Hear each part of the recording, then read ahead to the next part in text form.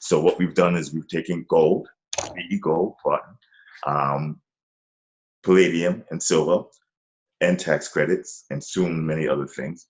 We've tokenized it or veritized it, so we've encrypted it, and we've made it electronic.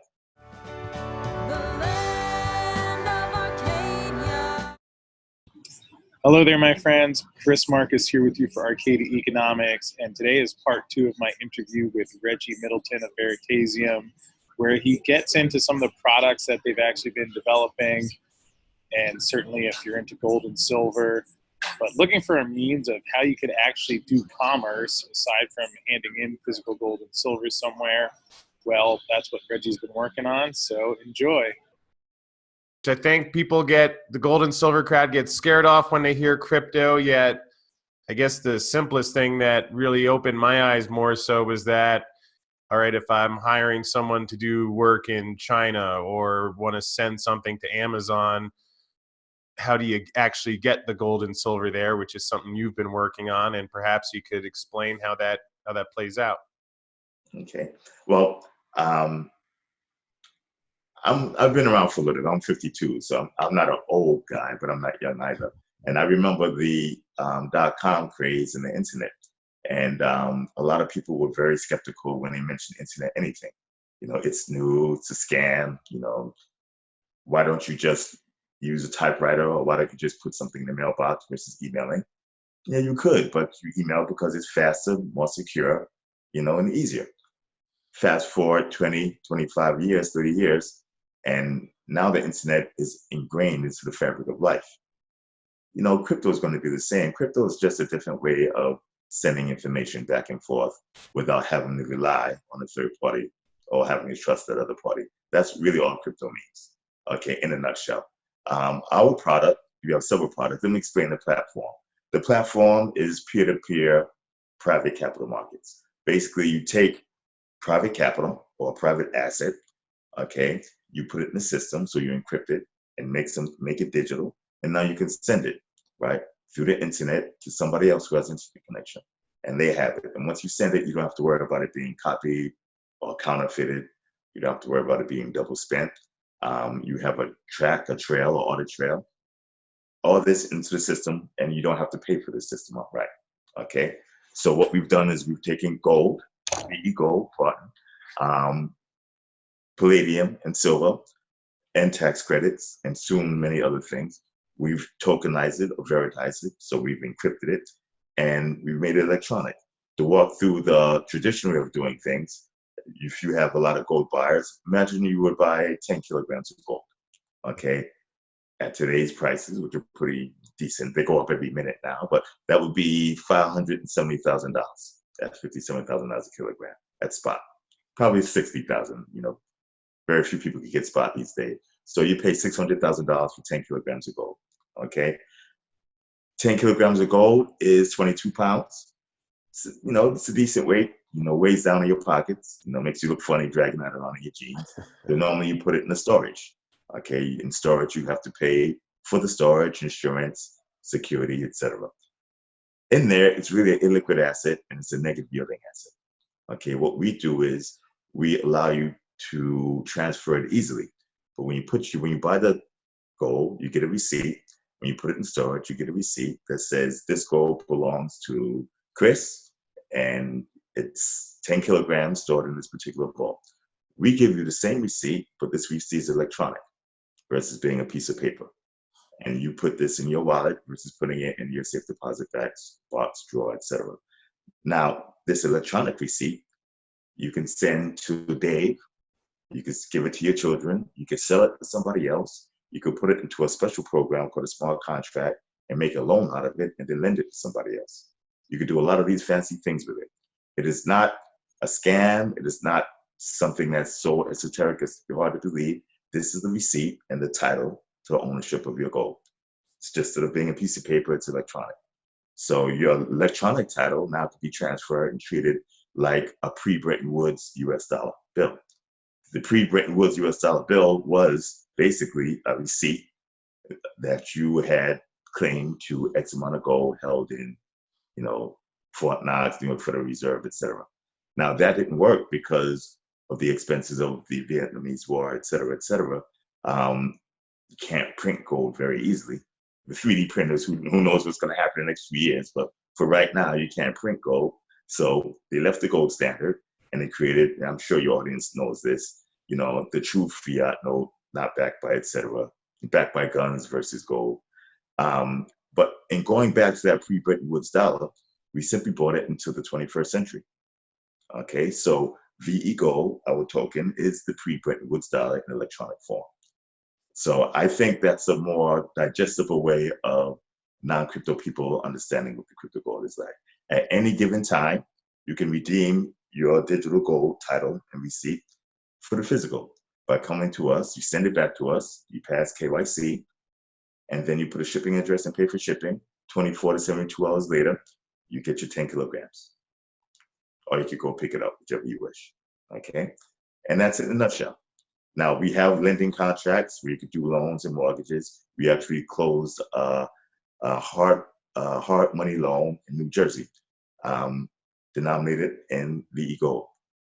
The smart contract, and the smart contract is like a legal contract, but it's computer code.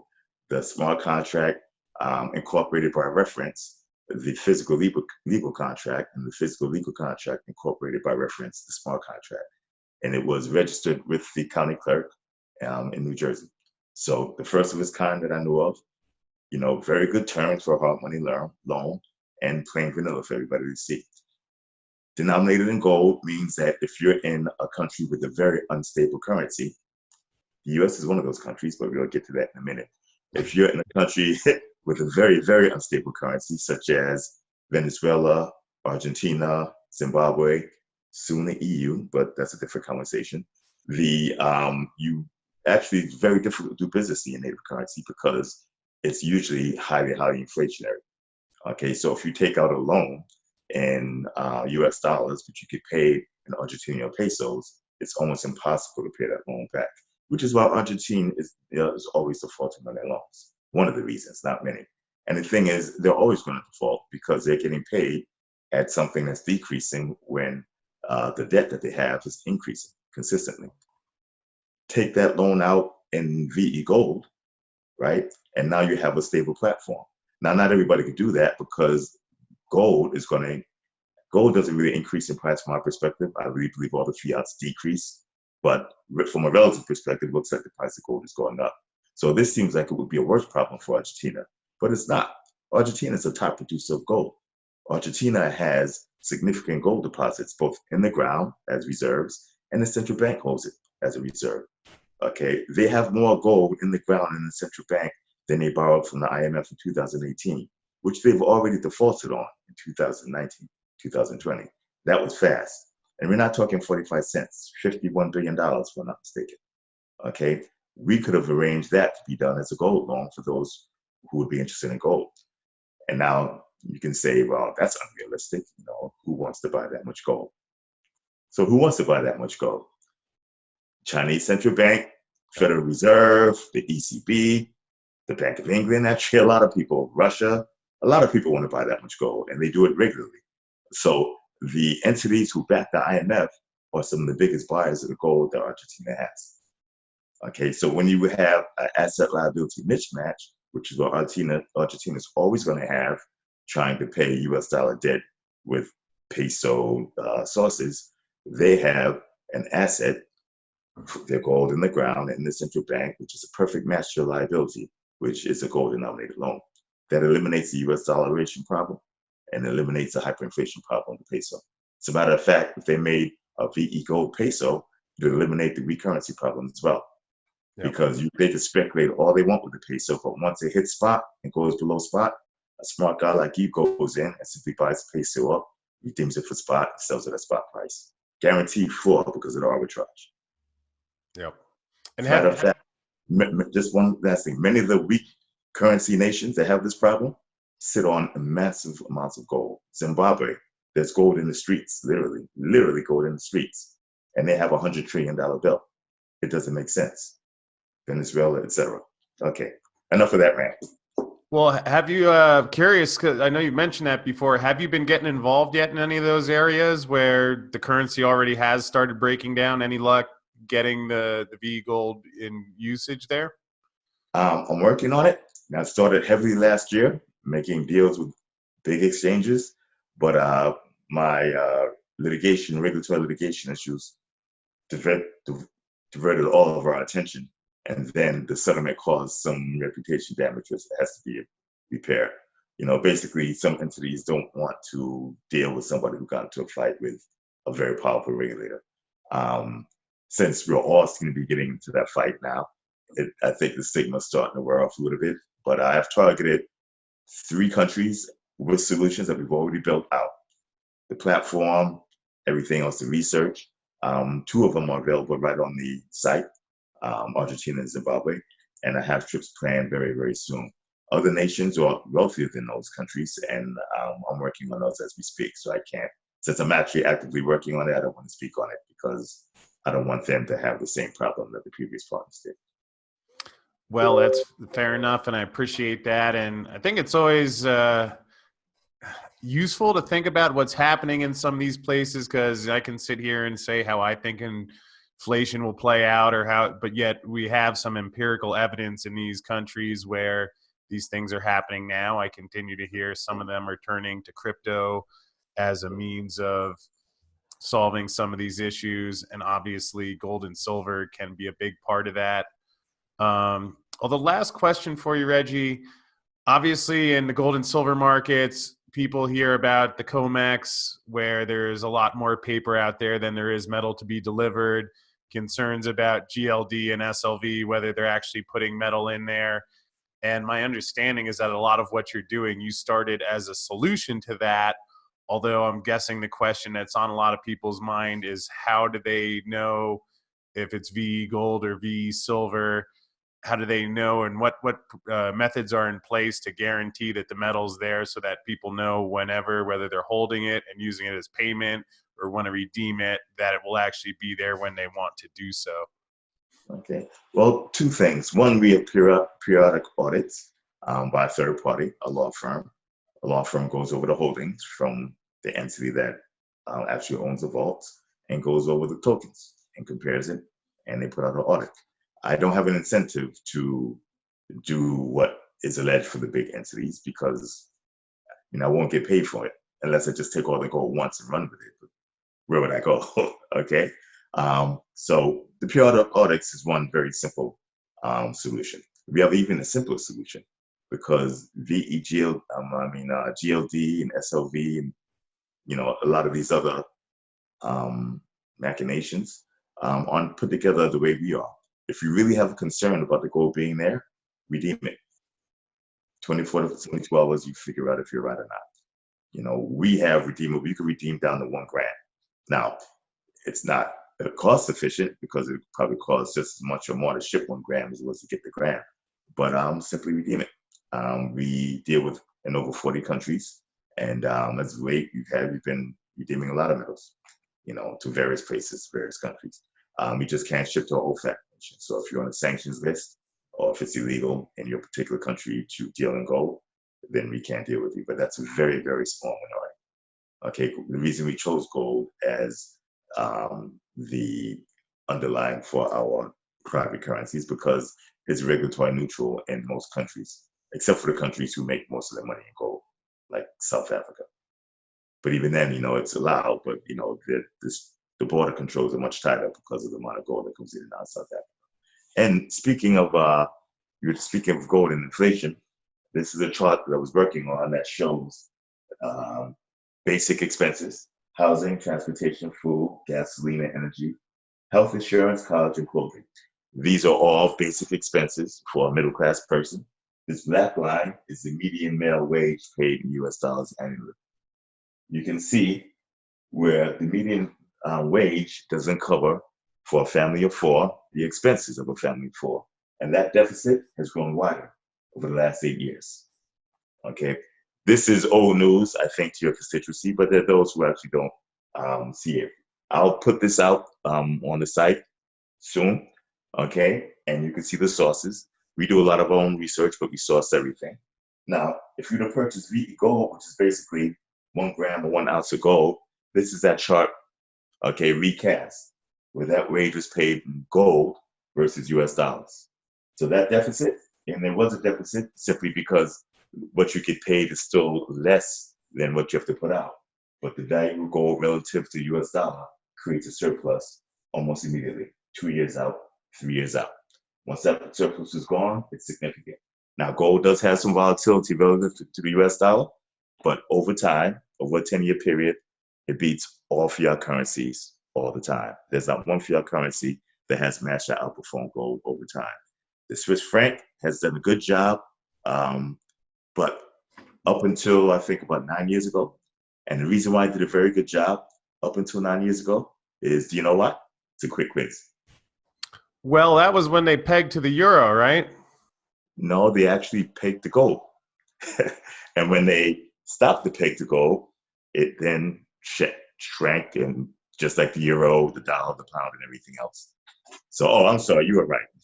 They pegged the euro from gold, but before that, they would peg the gold. I'm sorry, got the answer right. Yeah, well, it's funny because I remember that well. That was when gold had just crossed 1900, and I got my Wall Street Journal alert that the Swiss were going to peg to the euro, and I was thinking, gee, this would that's backwards, right? theoretically send things higher. And but much like we saw yesterday, where big pile of paper gold dumped and drove the price down, and again, we've seen that time and time again. Although, Reggie, I'm fortunate and appreciate that there's people like you that are out designing solutions to this. Certainly unfortunate that government's making it harder to do things like this in the U.S. and also in places where actually countries that are experiencing the unfortunate effects of fiat currency. But I do send you the best wishes and continued success for what you're doing. I know it's not always easy, but there are a lot of us out here to support you. And perhaps you could just mention the website if people want to find more information and learn more about the products you have. Okay, it's dat.veritaseum.com. That's DAPP, digital application, well, DAPP, let me not, decentralized app.veritaseum.com. Again, that's DAPP.veritas, like Latin truth, EUM.com. When you get there, it literally is the application. It's going to show the performance of the various metallics that was tokenized, and it's from there you can simply click open. So it's running very slow. This is why you never do anything live, right? So this is the VE palladium, VE gold kilograms, VE gold grams. Gives you the performance. It's been on a tear, 26% for the year. You click open on one of them, and then you can simply go in and you can purchase it, you can buy it, you can redeem it. Okay, it gives you all the information you need. So you can see buy, redeem, and sell. Okay, redeem means the actual get physical delivery. Buy means to buy the token. Sell is to sell the token back to us. We're a little low on capital because of litigation costs. So we're not taking all buybacks right now, but you always have the right to redeem. Okay, and there's plenty of information. You click here, and it gives you research on that particular asset. We're very heavy on research. So you click there, and you see gobs and gobs and gobs of research. You go to the actual research center on the app itself. And again, plenty of research. We're very heavy in research. You can also find the audits there as well for those who are concerned about the gold itself, or the palladium or the silver. And tax credits are coming up momentarily. Tokenized tax credits. Well, Reggie, I appreciate that. We'll have the link to that below in the description field right down there. And again, thanks for doing what you do and going through some of the challenges of life. And again, I know it's not the easiest situation, especially when you can't comment and speak what I think a lot of us feel you'd like to say, but we'll respect that, and just keep me posted on how everything's going, and I'll look forward to catching up with you again soon. Well, thank you. Maybe one day when I can afford protracted litigation, I'll be more forthcoming, but I cannot do it now. For those who want to see how it plays out, there are several companies who are more or better capitalized in the billions, and they are, going through the system. So follow it. I wouldn't name them, but you're free to have to stay hands off. But it is interesting. And while this is playing out, the intellectual property, the private keys, the things of value are all leaving the States and going offshore. When the private keys go offshore, the actual assets go offshore. When the intellectual capital, the people who don't want to sit here and fight, leave, those are the future Microsofts and Facebooks and Googles and Amazons and Ubers. They're all going offshore. Just keep that in mind. Yep. Well, I appreciate what you're doing. I know it's not the easiest environment, although requires folks like you who stand up to the government and do what's right. So, Reggie, thanks again for joining me, and we'll check in with you soon. Thank you very much for having me. So that is today's episode. I do thank you for spending some time with me and hope you enjoyed it. If so, go ahead and hit that subscribe button, and I'll see you again soon.